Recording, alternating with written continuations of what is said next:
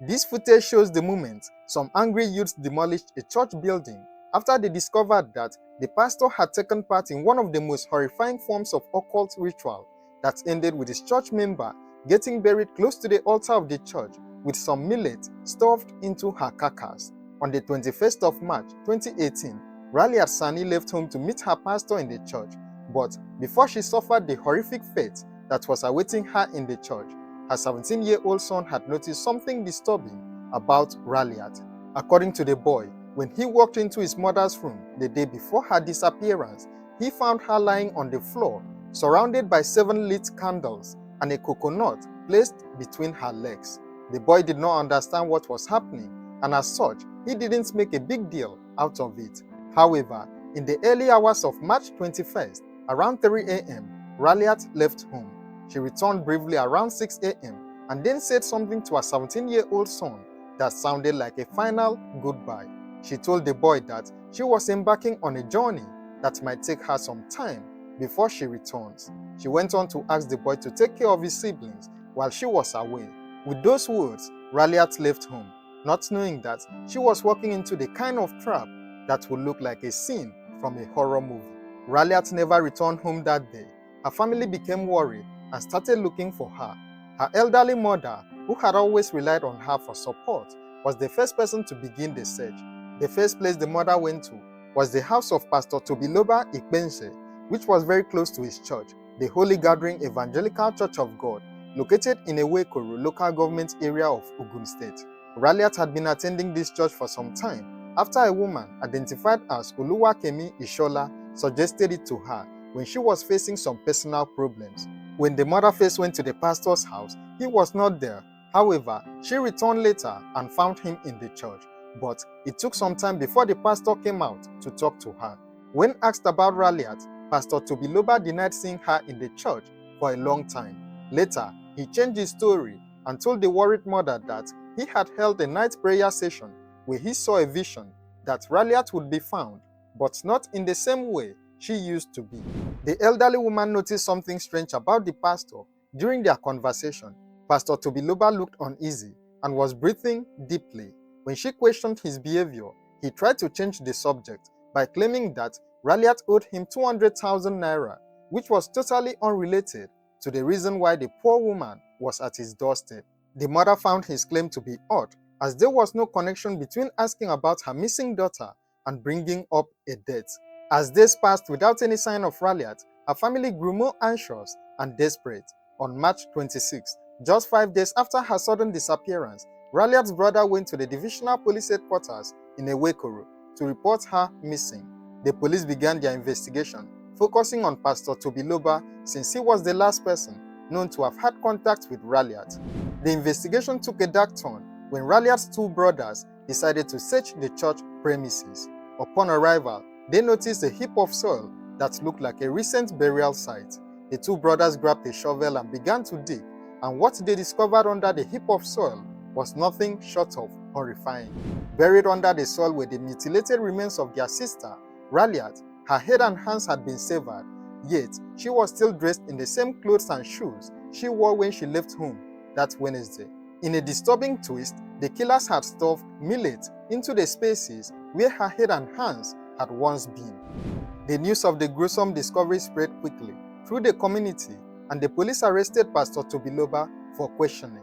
During the interrogation, he confessed to his involvement in the murder of Raliat, but claimed he did not do the actual killing.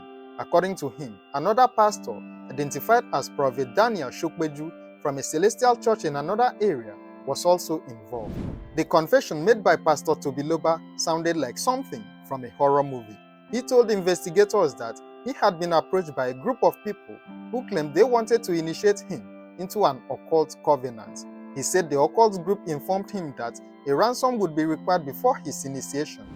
The group went on to request a list of his church members, and after reviewing the list, they selected Raliat Sanni as the sacrificial lamb. Tobiloba explained that after Raliat was selected, the group asked him where she lived, to which he revealed her address to them. Then on March 21st, around 11 p.m., one of the group members came to his house to inform him that people were waiting for him at the church. When he arrived at the church, he saw Prophet Daniel Shokbeju Raliat, and about 7 other men dressed in black and red robes. The 7 other cult members were holding 7 calabashes, while Raliat was standing aside with a red cloth covering her face. He claimed he saw Shokpeju with a knife that he knew was not ordinary, and then asked him why he never informed him that they were going to take Raliat's life. Pastor Shokpeju replied that they couldn't tell him everything that was to be done. Tobiloba revealed that Raliat was murdered in his presence, her blood collected in 7 calabashes, and her head and 2 hands severed. At that point, he said he began to shake uncontrollably and was asked to return to his room. When he asked what they intended to do with her body parts, he was told that the head and hands would be shared with other members who needed to participate in the ritual. According to him, a woman who was also among the group held a large white calabash into which the head and hands were placed. The woman was instructed to hold the calabash carefully and that it mustn't touch the ground. When Tobiloba asked what would be done with the rest of the body, he was told to leave because he had completed the first stage of his assignment. He claimed he went back to his room and later returned to the church, but saw no sign of a burial. It wasn't until Sunday morning that he noticed a crack on the floor inside the church. Suspicious, he said he took a shovel and dug into the ground where the floor had swelled. There, he found Raliat's body wrapped in a white cloth. Tobiloba claimed that since the church service was about to begin, he quickly covered the corpse and went behind the church to dig a deeper hole where he buried her properly. He claimed he didn't know what to do afterward and continued thinking about it until Wednesday, when the police came to the church and arrested him. While the police were still at the scene, angry youths in the area descended on the church building and tore it down in protest. During the demolition, they found more disturbing items hidden within the church. They discovered the severed head and hands of Raliat wrapped in a white cloth and placed inside a clay pot. They also found other fetish items in the church, including a black soap and various charms. When asked about these items, Tobiloba reportedly said that he owned the apartment, but denied that the discovered black soap was fetish related. He claimed he was unaware of the other items discovered during the search and insisted that they were not there when the police initially came. When asked how he came to know Prophet Shokpeju, Tobiloba claimed he hadn't known the man until December of the previous year. He said Shokpeju also ran a Cherubim and Seraphim church and that he had been introduced to him by one of his own members. Prophet Shokpeju, on his part, reportedly denied all the allegations. He claimed he was 42 years old and a pastor and stated that he never beheaded anyone or took part in the murder. He said he had only met Pastor Tobiloba twice, once in December and again in February during a church festival. He maintained that he knew nothing about the incident until he was arrested and that he was not a member of any cult. Raliat Sanni was a 35-year-old Nigerian woman who lived in Wasimi village in Ogun State. She worked as a hairdresser, operating a small business in the community where she was born and raised. Raliat was a mother to 5 children of her own and also cared for 2 additional children who belonged to her late younger sister. In total, she was responsible for the well-being of approximately 8 children. Raliat came from a family of 6 siblings, being the 4th child of Madam Adebola. She was particularly close to her elderly mother, providing consistent financial and material support. Though some reports suggested that she was divorced, Raliat's husband clarified that they were not separated. They had simply chosen to live in different houses, which were just a walking distance apart. There were also reports that Raliat was in a secret relationship with Pastor Tobiloba. They said that they wanted to take me into an occultive covenant, and they said that they are going to collect a ransom. So they collected the names of my members and picked the woman that she would be the one they are going to take. And having taken her, having mentioned at they asked from me where she was living, and I told them that she's living at Wasemi.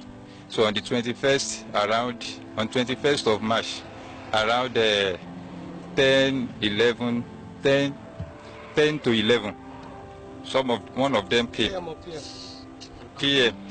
One of them came to knock at my door at my residence, saying that some people are waiting for me in the church. So on getting there, I saw Mr. Shokpeju and the woman with another 7 occultic members that I cannot identify. Those ones were putting on black and red robe with 7 calabash with them. So Mr. Shukweju, I was asking him, how did he get here? Because I did not see the vehicle. I also saw the woman. I gave their names, the names. So I saw the woman with them. She was tied and her face was covered with a red cloth. So on that very day, I was asking Mr. Shukweju how he got there. Then he told me that because they did not bring vehicle to my house. And he was on the same at his church. He was at his spirit mountain that night.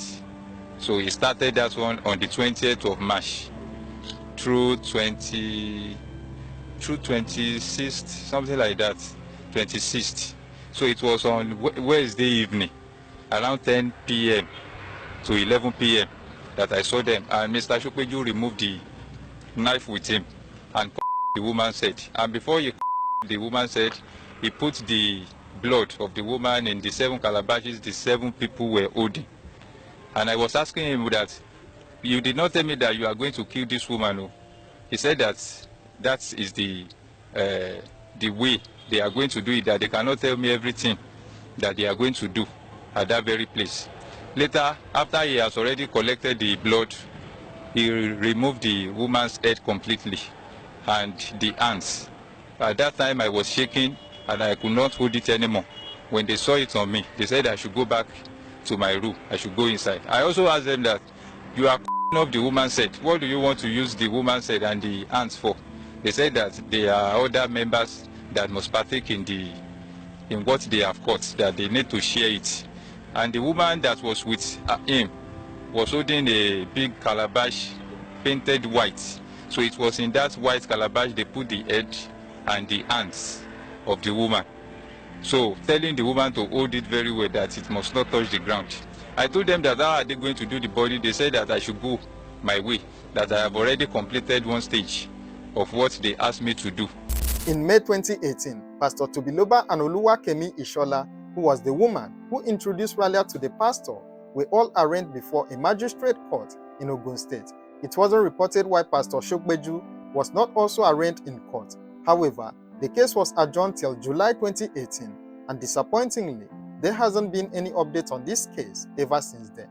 But I didn't know what really befell me and led me to this. I can't hold it within me. I am feeling somehow. I know how I'm feeling. I don't feel as a human being anymore, because what I have done within me, I'm really regretting. Share your thoughts on this case in the comments below. Don't forget to like, share, and subscribe to this channel for more true crime stories.